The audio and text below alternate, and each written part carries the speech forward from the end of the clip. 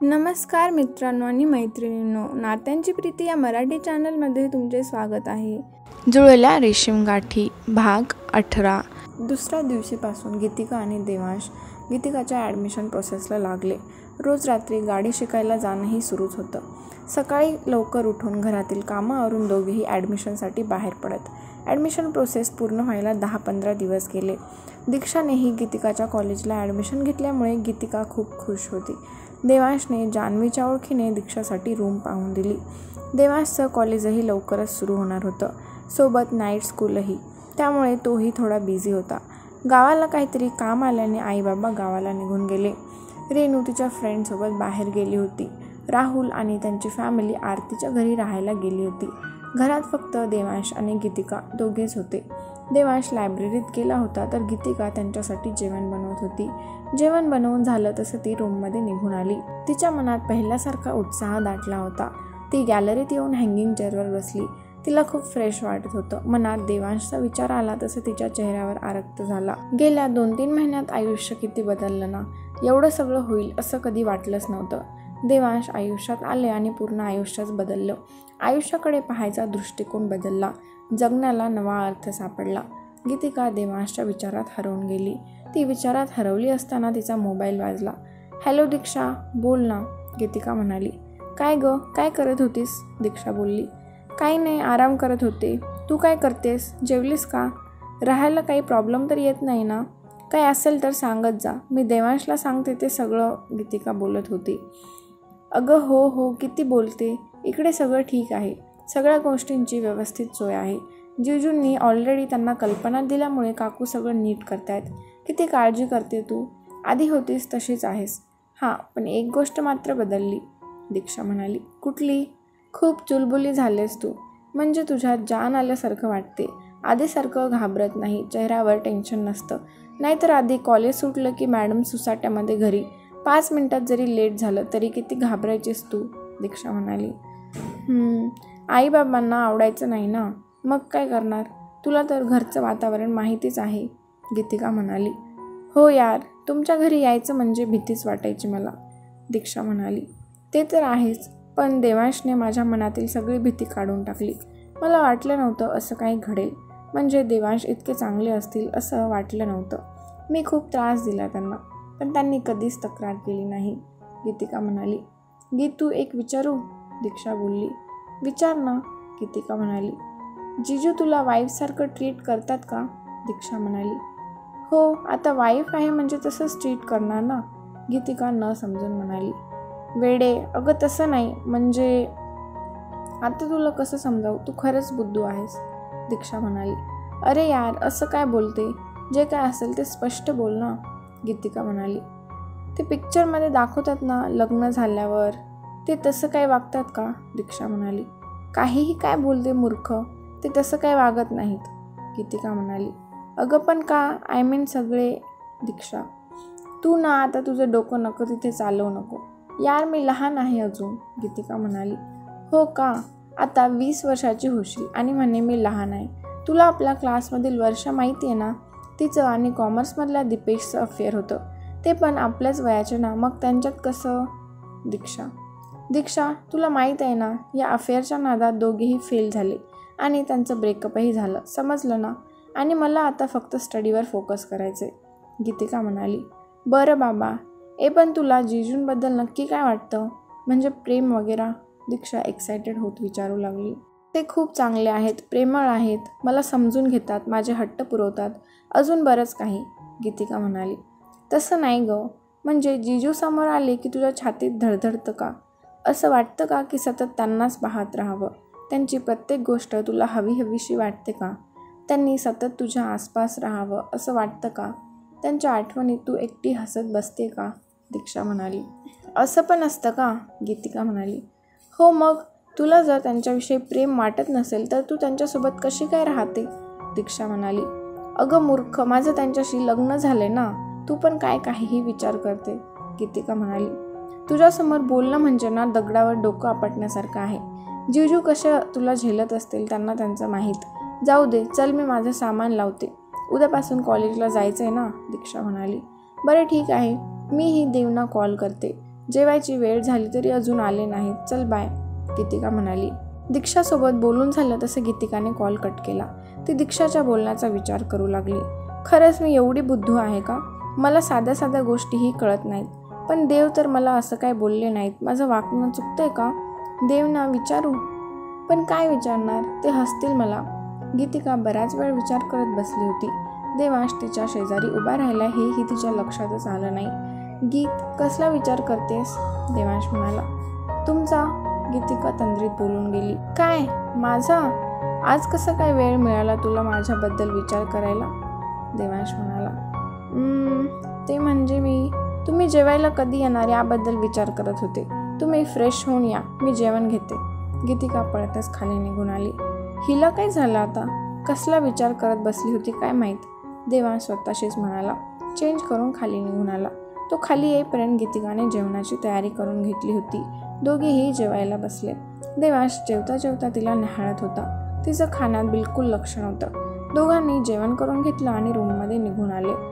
गीतिका रोजप्रमाणे बेडवर आडवी झाली. तिने डोळे बंद करून घेतले. ती दीक्षाच्या बोलण्याचा विचार करत होती. गीत, मी आल्यापासून पाहतोय, तू कसल्या विचारात हरवलीस? देवांश तिला हाक मारत म्हणाला. काही नाही, असंच, गीतिका म्हणाली. असंच कसं? काहीतरी कारण नक्की आहे. बोल, काय झालं? तुझ्या डोक्यात नको ते किडे वळवळत नाही आहेत ना? तू विनाकारण कसला विचार करत बसू नकोस, देवांश म्हणाला. देव, मी बुद्धू आहे का? गीतिका म्हणाली. तुला डाऊट आहे का मग?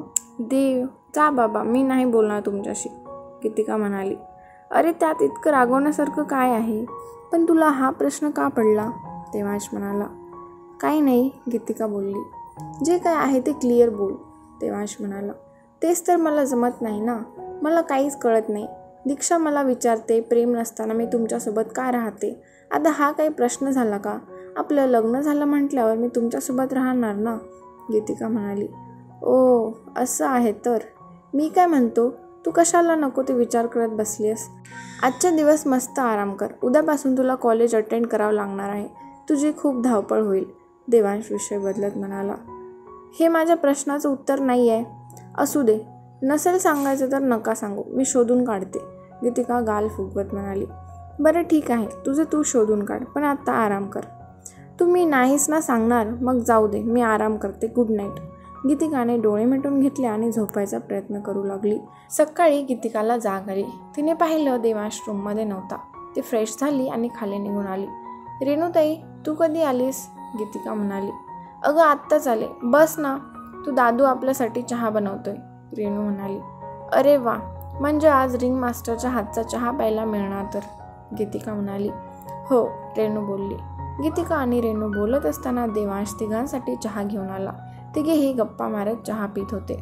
रेणूने जरा बाहेर जाऊन येतो, नाईट स्कूलसाठी लागणारे सामान वगैरे आणायचे, देवांश बोलला. ओके ठीक आहे. तू कधीपर्यंत घरी येशील? रेणू म्हणाली. 9-9:30 येतो, देवांश म्हणाला. चालेल, ठीक आहे, रेणू बोलली. देवांश रूममध्ये जाऊन चेंज करून आला आणि बाहेर पडला. घरी रेणू आणि गीतिका दोघीच होत्या. गीतिका विचारात हरवलेली होती. तिच्या डोक्यातून दीक्षाचं बोलणं जातच नव्हतं. वहिनी, अगं काय झालं? तू कसल्या विचारात हरवलेस? रेणू म्हणाली. काही नाही, उद्यापासून कॉलेज सुरू होणार ना, त्यामुळे थोडं नर्वस वाटतंय, गीतिका म्हणाली.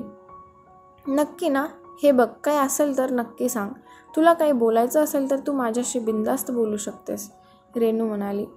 ॲक्च्युली ते दीक्षा माझी फ्रेंड बोलत होती की, गीतिका. काय बोलत होती? रेणूताई, ते तू मला चुकीचं समजणार नाहीस ना, गीतिका म्हणाली. नाही समजणार. मी तुझी नणंद असले तरी फ्रेंड पण आहे ना. मनात काही न ठेवता बोल, रेणू तिला धीर देत म्हणाली. दीक्षा मला विचारत होती की, असं म्हणत होती. गीतिकाने दीक्षा आणि तिच्या जे बोलणं झालं ते रेणूला सांगितलं. रेणूताई, खरंच बुद्धू आहे का गं मी कॉलेजला गेले असले तरी स्टडी व्यतिरिक्त मी कुठेही लक्ष दिलं नाही. मग मला कसं कळणार, गीतिका म्हणाली. एवढ्याशा गोष्टीचं किती टेन्शन घेते तू? सध्या तुझ्या स्टडीवर फोकस कर. आता या क्षणाला ते महत्त्वाचं आहे. मस्तपैकी कॉलेज एन्जॉय कर, घाबरू नको. काही वाटलंस तर मी आणि दादू आहोतच, रेणू तिला समजावत म्हणाली. पण म्हणजे मी आता या गोष्टीचा विचार करू नको. पण रिंग मास्टर समजून घेतील ना मला? मी कुठे कमी पडते का रेणूताई? म्हणजे आमच्यात मी खूप कॉम्प्लिकेट करते का सगळं? मला काहीच कळत नाही आहे, गीतिका बोलली. म्हणून तर म्हणते ना, तू शांत हो. काही गोष्टी वेळेवर सोपवायच्या असतात आणि तुला जेव्हा कधी दादूबद्दल असं काय वाटेल तेव्हा माझ्याशी बोल. आता आपण जेवणाची तयारी करू, चल. रेणू गीतिकाला किचनमध्ये घेऊन गेली. रात्री 9च्या सुमारास देवांश घरी आला. तो आल्यावर तिघेही जेवायला बसले. जेवण झालं तसं गीतिका किचनमध्ये आवरत होती, तर रेणू आणि देवांश बाहेर शतापावली करत होते. दादू, उद्यापासून वहिनीचं कॉलेज सुरू होईल, रेणू बोलली. हो, मी तिच्याशी बोलेनच. तरीही तू जरा तिच्याशी बोलून घे. तिला समजाव, तिला विश्वास दे, देवांश म्हणाला. हो दादू, बरं ऐक ना, मला तुझ्याशी थोडं बोलायचं आहे, रेणू म्हणाली. बोल ना, देवांश म्हणाला. दादू, वहिनी खूप कन्फ्यूज आहे. तिला तुझ्याबद्दल नेमकं काय वाटते हेच कळत नाही आहे. त्यामुळे ती अस्वस्थ आहे, रेणू बोलली. हो, आलं माझ्या लक्षात. दुपारी पण बोलत होती, दीक्षा काहीतरी बोलली ना तिला, देवांश म्हणाला. हो, ती आणि दीक्षा त्यांचं यावर बोलणं झालं. रेणू त्याला दोघींचं सगळं बोलणं सांगते. असं आहे तर. रेणू, यापुढे तिच्यासोबत अशा गोष्टी घडतच राहणार. हे नॉर्मल आहे. जोपर्यंत तिला तिच्या फिलिंग्स कळत नाही तोपर्यंत हे असंच चालू राहणार. कॉलेजला गेली आणि सगळ्यांच्यात वावरली की आपोआप तिला सगळं समजेल, देवांश बोलला. मी समजवलं तिला, बघू काय करते, रेणू म्हणाली. हां, बरं चल, झोपून घेऊ. गीतिकाला उद्यापासून वेळेवर कॉलेजला जायला हवे. त्यासाठी वेळेवर झोपणं गरजेचं आहे, देवांश म्हणाला. ओके, चल, गुड नाईट, रेणू बोलली. Good night. रेणू झोपायला निघून गेली. कॉलेजला जायचं म्हणून गीतिका सकाळी लवकर उठली. आज कॉलेजचा पहिला दिवस असल्याने तिला लेट करायचं नव्हतं. तिने उठून आवरून घेतलं आणि नाश्ता बनवायला खाली निघून आली. पाऊस असल्यामुळे देवांश घरीच जिम करत होता. तो वर्कआउट करायला निघून गेला. गीतिकाने पटापट नाश्ता बनवला तेवढ्यात रेणू खाली निघून आली. गुड मॉर्निंग वहिनी. गुड मॉर्निंग ताई. वहिनी, तू टिफिन घेऊन जाणार आहेस ना? जेवणाचं राहू दे, मी बनवते. तू इकडचं टेन्शन घेऊ नकोस. तुझा सगळा फोकस स्टडीवर ठेव, रेणू म्हणाली. हो ताई. ताई, जरा देवना बोलवा ना, नाश्ता करून घेऊ, गीतिका म्हणाली. हो, बोलवते, रेणू म्हणाली. रेणूने देवांशला नाश्त्यासाठी बोलवून आणलं. तिघांनी मिळून नाश्ता केला. गीतिका आवरायचं म्हणून रूममध्ये निघून आली. दादू, बाहेर पाऊस आहे. तू वहिनीला सोडायला जाणार आहेस का ती गाडी घेऊन जाईल, रेणू म्हणाली. आज सोडायला जायचा विचार आहे, पण अजून तिला काही बोललो नाहीये. ती म्हणाली तरच मी जाईन. तिला असं वाटायला नको की मी तिला मोकळीक देत नाही, देवांश म्हणाला. तेही खरंच आहे म्हणा. बरं जा, तू आवरून घे, उगाच उशीर नको, रेणू म्हणाली. हो. रेणूसोबत बोलून देवांश रूममध्ये निघून आला. तो आला तेव्हा गीतिका आवरून तयार होती. बरं झालं तुम्ही आलात. मी आता तुम्हालाच हाक मारणार होते, गीतिका म्हणाली. काय झालं? काही काम होतं का? देवांश बोलला. देव, आज माझा कॉलेजचा पहिला दिवस आहे. तुम्ही मला सोडायला नाही का येणार, गीतिका म्हणाली. गीत, तू काय पहिलीच जातेस का सोडायला यायला, देवांश म्हणाला. दुष्ट आहात तुम्ही रिंगमास्टर. मला वाटलं स्वतःहून म्हणाल की मी सोडायला येतो, पण नाही, तुम्हाला ना माझी कदरच नाही, गीतिका गाल फुगवत म्हणाली. अरे, त्यात कदर नसण्यासारखं काय आहे? तू 11वीत असताना कॉलेजला गेली तेव्हा तुझे बाबा आलेले का तुला सोडायला, देवांश म्हणाला. तुम्हाला यायचं नाही आहे का? ओके फाईन, माझं मी बघते, गीतिका म्हणाली. तुला खरंच असं वाटतं का की मी आज तुझ्यासोबत यावं, देवांश म्हणाला. म्हणून तर सांगते ना, चला म्हणून. तुम्ही सोबत असलात की मला खूप सिक्युअर वाटतं. असं वाटतं मी जी गोष्ट करायला घेतली ती नक्की करू शकेन, कारण तुम्ही सोबत आहात, गीतिका म्हणाली. एवढा विश्वास आहे माझ्यावर, देवांश बोलला. पण तुम्हाला माझ्याबद्दल काहीच वाटत नाही, गीतिका. बरं ठीक आहे, तू खाली थांब, मी चेंज करून येतो, देवांश बोलला. थँक्स रिंगमास्टर, मी खाली तुमची वाट पाहते, गीतिका बाहेर जात म्हणाली. गीत, देवांशने तिला हाक मारली. हां, काय बोलायचं आहे का, गीतिका म्हणाली. हो, देवांश बोलला. बोला ना. You are looking gorgeous, Devansh म्हणाला. थँक्स, गीतिका लाजत म्हणाली. माझं एक काम करशील, देवांश बोलला. सांगा ना, गीतिका म्हणाली. कॉलेजमध्ये माझ्या गीतला सांभाळ. ती इतकी सुंदर दिसते की, पण ती फक्त माझी आहे, हो ना, देवांश तिच्यावर नजर रोखत म्हणाला. हो, गीतिका लाजत म्हणाली. मी तुमची वाट पाहते, गीतिका पळतच खाली निघून आली. तिचा चेहरा उजळला होता. ती स्वतःशीच लाजत होती. तिने स्वतःला कसंबसं नॉर्मल केलं. Focus Geetu, focus. आजपासून तुझ्या नव्या आयुष्याला सुरुवात होते. सगळा फोकस कामाकडे ठेव, समजलं? गीतिका स्वतःशीच म्हणाली. देवांश 5 मिनिटात आवरून खाली निघून आला. तो आला तेव्हा गीतू गाडीजवळ उभी होती. दोघेही गाडीत बसले आणि कॉलेजला जायला निघाले. मध्येच त्यांनी दीक्षाला पिक केलं आणि कॉलेजला निघून आले. ऑल द बेस्ट गीतिका. दीक्षा तुलाही, देवांश म्हणाला. थँक्स जीजू. गीतू मी पुढे आहे, तू ये. दीक्षा तिथून बाजूला आली. कॉलेज सुटायच्या आधी मला कॉल कर, मी न्यायला येतो, देवांश म्हणाला. गीतिका बोलली. गीत पहा ना माझ्याकडे, काय झालं, नीट बोलत का नाही आहेस? देवांश म्हणाला. काही नाही, मी निघू का? उगाच उशीर व्हायला नको, गीतिका म्हणाली. ठीक आहे, गुड लक, देवांश बोलला. थँक्स. गीतिका गाडीतून खाली उतरली आणि कॉलेजच्या दिशेने जायला निघाली. तिने मधूनच वळून मागे पाहिलं. देवांश अजूनही तिथेच थांबून होता. तिने त्याच्याकडे पाहून स्माईल दिली. तोही हसला. ती नजरेआड होईपर्यंत तो थांबून होता. ती आत निघून गेली तसं त्याने गाडी स्टार्ट केली आणि घरी यायला निघाला.